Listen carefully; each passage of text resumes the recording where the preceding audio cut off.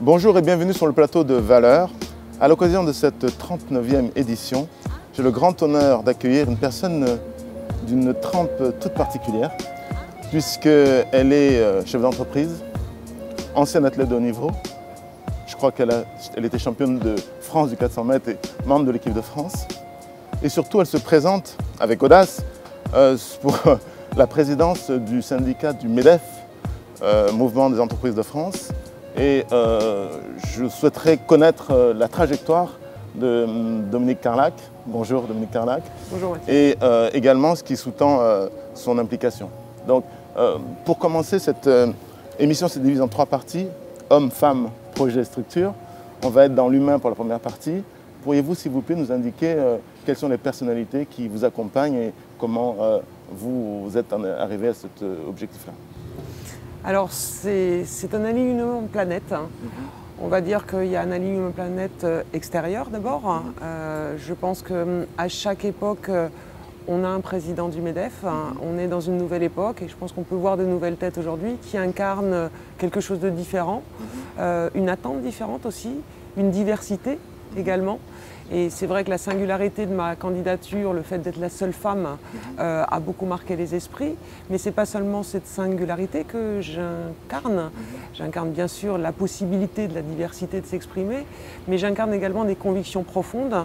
Et ces convictions profondes sont vraiment le fruit d'un parcours, à la fois, vous l'avez rappelé, le fruit d'un héritage d'une carrière de sportif de haut niveau, mais aussi le fruit d'un parcours entrepreneurial. Ça fait 27 ans que j'ai mon entreprise. Et puis le fruit d'un parcours de conviction au sens et au service du collectif, puisque ça fait 20 ans que je suis militante pour mon syndicat professionnel, que je préside, l'association des conseils en innovation, qui rassemble 4000 consultants en innovation.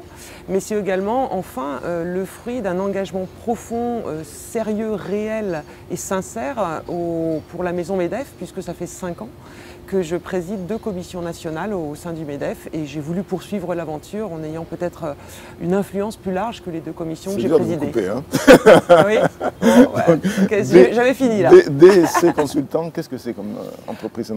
Dans l'innovation, vous êtes... Alors DSC Consultant, c'est une société de conseil dont la vocation est l'accompagnement de l'innovation. Et donc en gros, la mission que l'on a avec nos consultants, c'est de dérisquer, de sécuriser toutes les démarches d'innovation, les projets d'innovation, les projets de diversification des entreprises. On a beaucoup entendu parler dernièrement de réflexion au sujet de la transformation du rôle de l'entreprise, de la définition de l'entreprise, avec peut-être une réflexion sur la modification de l'article 1832 du Code civil, 33 et 34. Qu'est-ce que vous en pensez ? Alors j'ai une position qui est un petit peu atypique sur ce sujet puisque le MEDEF, à travers son président que je respecte et avec qui j'ai travaillé depuis 5 ans, et puis beaucoup des candidats se sont assez fermement opposés à cette modification et à l'inscription dans la loi de l'objet social de l'entreprise. J'ai une position tout autre, je suis profondément pour ce qui a été préconisé dans le rapport Nota-Sénar, mais vraiment profondément pour. Je vous coupe un peu, on rappelle ce que c'est qu'aujourd'hui la définition d'entreprise, c'est en gros la rencontre de 2 ou plusieurs personnes qui décident de mettre en commun des moyens pour créer une entreprise et pour créer de la richesse. Oui. À cette fin, à cet effet, ils se partagent les économies ou ils contribuent aux pertes. Aujourd'hui, ça serait quoi ? Absolument. Aujourd'hui, on est dans une évolution plus large et c'est tout à fait en lien avec ce qu'est l'économie aujourd'hui en réalité. Une entreprise aujourd'hui n'est plus fermée sur son seul objet social. Elle est très ouverte pour être compétitive, pour être attractive. Une entreprise est naturellement aujourd'hui ouverte vers ses clients, vers ses fournisseurs, vers un écosystème qui l'entoure et qui l'environne et qui fait ou pas sa compétitivité et son attractivité. Le fait d'inscrire ça dans la loi, de dire il est possible d'inscrire un impact plus fort de l'entreprise dans la loi, pour moi est tout à fait porteur parce qu'il sera gage de compétitivité et d'attractivité. Ça change quoi concrètement pour le dirigeant, pour le boulanger, pour le couturier, pour le chef d'entreprise? Qu'est-ce que ça va changer en termes de responsabilité? D'abord, ce qui change profondément, c'est que c'est un marqueur. C'est un marqueur. Quand vous avez un recrutement en cours, bien sûr que tout le monde va dire que son entreprise est la plus belle, la plus intéressante. le fait de l'inscrire dans ses statuts, donne un repère à l'environnement. Moi, récemment, j'ai recruté une jeune consultante qui me dit « Vous faites beaucoup la promotion dans les médias, du sport, en entreprise, mais est-ce la réalité? Est-ce sincère? Est-ce que ce n'est pas uniquement de la communication ou est-ce vraiment la finalité de votre entreprise que d'inscrire le bien-être des salariés à travers le sport dans l'entreprise ?» Donc, je lui dis « Mais oui !» J'ai discuté avec elle, je dis oui, bien sûr, ça n'est pas que de la communication. Parce qu'il y a beaucoup d'effets d'annonce sur le fait qu'on le fasse déjà naturellement. Mais n'empêche que quand on l'inscrit dans la loi, on est sûr vraiment de pouvoir rassurer, sécuriser les gens. Si on n'avait pas inscrit dans la loi la parité, si on n'avait pas inscrit dans la loi les droits des femmes, jamais on n'aurait été aussi vite que le caractère inspirant d'une loi qui permet ensuite de se réapproprier. Mais là, vous avez fait un comparatif qui est assez intéressant. Donc, l'affirmative action, par exemple, la discrimination positive. Mais là, on est dans le cadre privé d'une société avec des statuts et des obligations qui existent aujourd'hui. Des sociétés qui auront des obligations nées d'une création hantée et des sociétés qui auront des obligations nées d'une création post. Comment on va faire ? On va s'adapter, mais c'est déjà une réalité puisque les pourfendeurs de cette loi disent de toute façon on le faisait déjà. D'accord. Dont acte. Si on le faisait déjà, donnons des repères, mettons des marqueurs de nos entreprises inscrites dans la société dans son ensemble. On va parler un peu de sport. Vous avez parlé de sport. Vous êtes une ancienne championne de 400 mètres. Vous avez eu une concurrente de marque, je crois. Alors j'ai eu une concurrente de marque et surtout une coéquipière, puisque nous sommes, comme on dit, de la classe, nous sommes de la même année, et nous avons été coéquipières en équipe de France. Donc nous avons fait des compétitions internationales ensemble. Elle avait un talent inouï, immense. C'était un monument. C'était un monument. Comment on fait, a une championne quand on est athlète de haut niveau, pour conserver ses objectifs face à un monument? C'est comme si vous disiez qu'en finale des Jeux Olympiques du 100 mètres, il n'y a plus que Usain Bolt qui court et il fait sa course finale tout seul. Non, en fait, il y a quand même effectivement un effet d'entraînement. Et puis, le sport de haut niveau, c'est une aspiration. C'est une aspiration à la performance, c'est une aspiration au dépassement de soi. Et donc, ce n'est pas parce qu'on a une locomotive, un moteur, un phare, qu'on abandonne, bien au contraire, c'est très inspirant. En fait, c'est très inspirant d'avoir une championne comme ça, hors norme dans sa génération. Et on s'entendait très bien et on s'entend toujours très bien avec Marie-Jo. Vous avez pensé à la battre un jour? En fait, quand on est dans le sport de haut niveau, je crois que vous aussi vous y avez été, on pense bien sûr à l'adversité et à l'adversaire, mais on pense surtout achievement, on pense surtout à s'accomplir, à accomplir un projet qui est le projet avec des motivations profondes, personnelles, associé à un talent, associé à du travail. Mais on n'est pas sans cesse dans le combat et dans l'adversité. On est aussi dans un parcours et dans un parcours, dans un projet. Alors comment vous traduisez ça dans le concret aujourd'hui? En quoi ça vous a servi le sport et qu'est-ce que vous voulez promouvoir et comment vous voulez le dire? Alors le sport, indéniablement, c'est vrai que l'héritage du sport de haut niveau m'a énormément servi dans mon aventure entrepreneuriale pour plusieurs raisons. La première raison, c'est que ça n'était pas évident pour moi au démarrage d'être entrepreneur. Aujourd'hui, et encore plus avant, l'entrepreneur, c'est vous étiez issu soit d'une grande école de commerce ou d'ingénieur, soit d'une famille. Je ne suis ni issu d'une grande école de commerce, ni issu d'une école d'ingénieur, et mes parents n'étaient pas entrepreneurs, ni mes grands-parents. Sciences Po, mais dédié plutôt à la chose publique. Donc j'étais quand même assez loin de la sphère économique.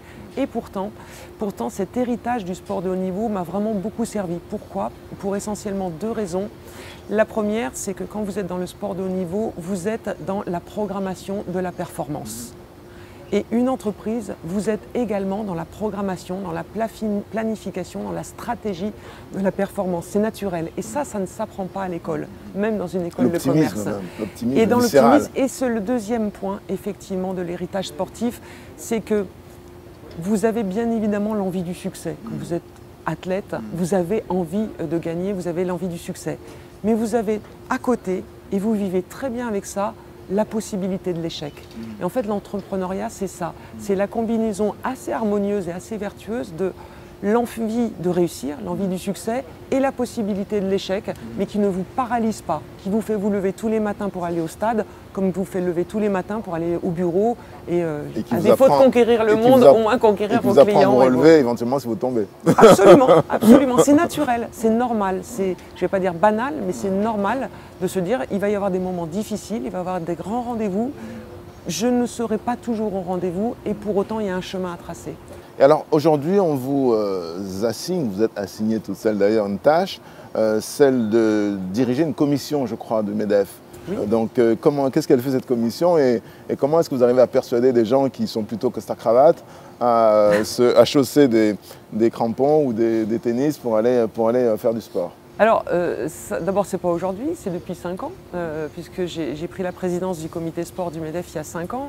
Alors, effectivement, ça n'était pas évident au départ, puisque la vocation de ce comité, au départ, était une interface entre le monde économique et le monde du sport. Une fois qu'on a dit ça, que fait-on? Et moi, j'ai eu une conviction qui était qu'on pouvait travailler sur 3 sujets. Le premier sujet, on est dans la maison de l'économie quand même, au MEDEF, c'était de travailler à la valorisation, à la mise en exergue de la filière économique du sport. On a des fleurons dans les filières économiques du sport en France, il fallait les mettre en lumière. Donc c'est toute l'économie du sport, on a bien évidemment les fabricants, mais on a également la distribution d'articles de sport, on a également l'organisation d'événements sportifs. Et ça, c'était une première chose, c'était de mettre en lumière un gisement économique qui a encore une croissance. Alors la deuxième vocation du comité sport, ça a été effectivement d'inoculer le virus du sport dans le monde de l'entreprise. Alors là, il n'était pas totalement évident pour mes pairs de proposer, de faire rentrer le sport dans l'entreprise. Et pourtant, on y est arrivé pour 2 raisons. On a d'abord eu une approche très économique. On a dit, mais finalement, si je mets le sport dans l'entreprise, qu'est-ce que je gagne? Moi, chef d'entreprise. On l'a démontré, on a démontré que ça permet de gagner de la motivation, ce faisant de la productivité, ce faisant de la rentabilité. Ça, c'était une approche théorique, économique, un calcul, un modèle économique. And so what? Comment je fais, moi qui suis chef d'entreprise d'une PME, qui ne suis pas forcément une grande entreprise qui peut mettre à disposition une salle de sport, comment je fais moi?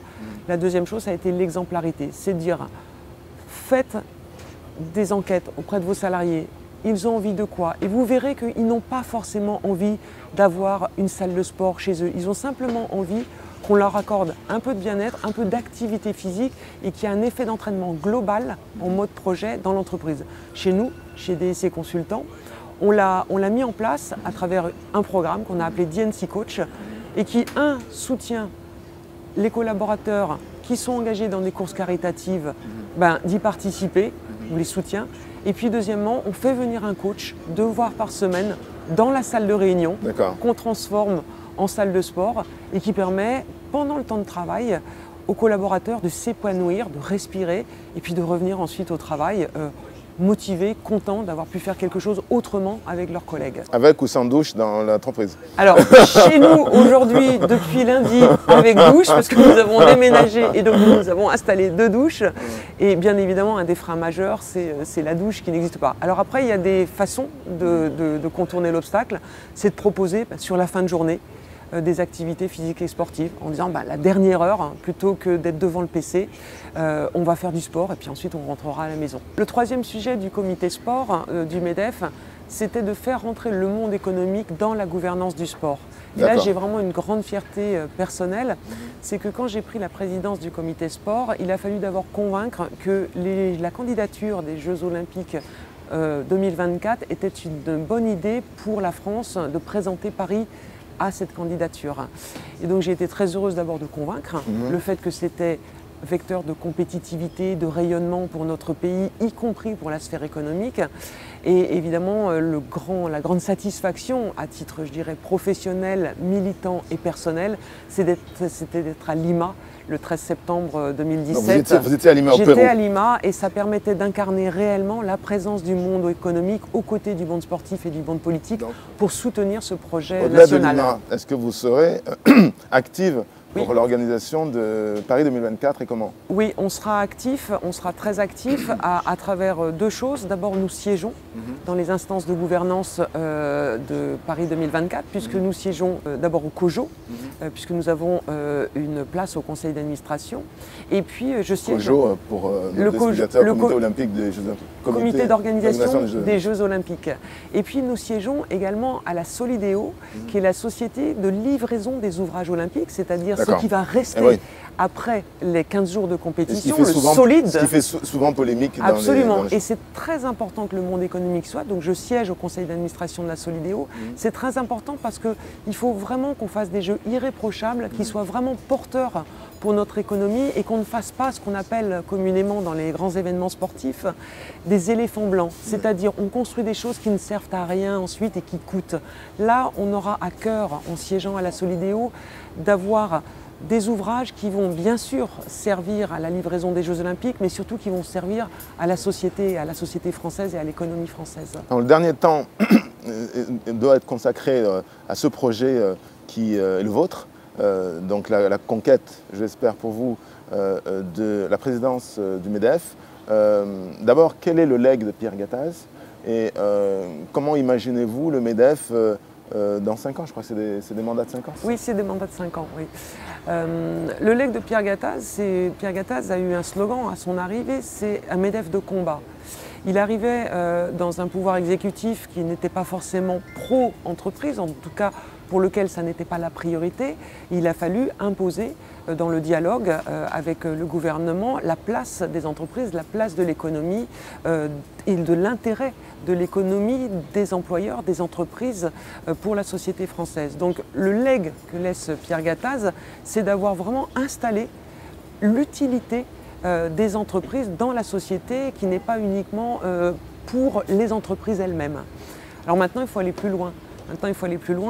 Et à l'ère de ce que j'appelle l'économie 4.0, moi je souhaite incarner et travailler pour un MEDEF de la transformation 4.0, c'est-à-dire emmener toutes les entreprises, de toutes les filières, de tous les territoires dans cette mutation profonde qu'est l'économie 4.0, cette révolution numérique dont tout le monde a compris les enjeux, mais qui n'est pas forcément facile à appréhender pour toutes les entreprises. Et là, il faut vraiment les accompagner dans cette révolution 4.0. Et là, vous parlez en spécialiste parce que votre entreprise, c'est bien son objet aussi. Oui, je parle en spécialiste, mais je parle aussi au contact des entreprises que je côtoie. Moi, j'ai 80% de ma clientèle qui est territoriale, qui n'est pas parisienne, beaucoup de PME. Des patrons du CAC 40 aussi, j'ai cru comprendre. Il y a des patrons du CAC 40, mais j'ai une clientèle plutôt harmonieuse entre les ETI françaises, entre le CAC 40, entre les PME.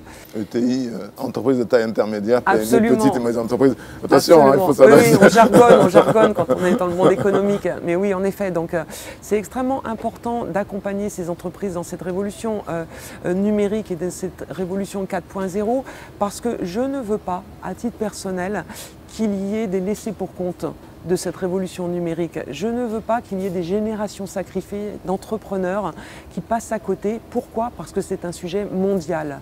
C'est un sujet mondial.